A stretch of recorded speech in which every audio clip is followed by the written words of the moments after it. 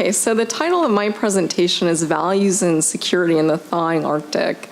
And this project is actually a project that's still in the planning phase, but it builds from work that I've done analyzing the nature of energy and climate security, and is explicitly looking at the ways in which social values influence norms, and norms through discourse shape practice and policy.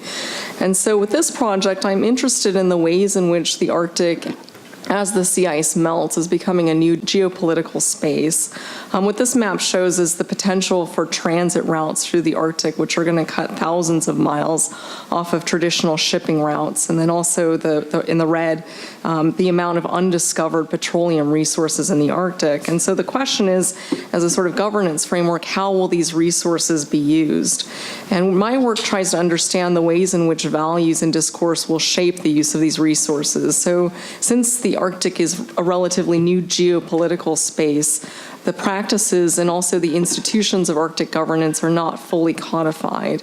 As a consequence, there's a potential through norms and discourse to shape the pathways through which Arctic resources will be governed. So one possibility is security or securitization. It's a very powerful political logic because it centralizes authority and it privileges specific types of uses and actors. So for example, this map gives some sense as to what that might look like, looking at the military bases across the Arctic that have been established, and here you see considerably more on the Russian side than across any of the other member states. The challenge with a security logic is that it will privilege a sort of ad hoc grabbing of resources in the Arctic.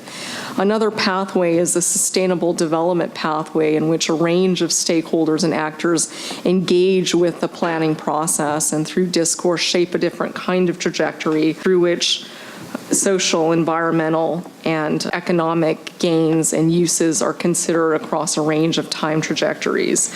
And so I'm early in the planning of this project, but I just wanted to show some preliminary data from the European Values Survey, which shows, I think, a very strong linkage already. This isn't a grain of analysis that I'd like to get into with my own data collection, but it shows the linkage between family values at the top and preferred governance structure at the bottom. So for example, you see in Russia a greater preference for hard work and responsibility, also for obligation, but then you see in terms of preferred governance structure, greater, oh, I'm sorry, I think I switched Nordic and Russian on this graph. Russia should be the last. Sorry, that doesn't quite make sense there, but a greater preference in Russia for stratocratic military or autocratic governance. So thank you.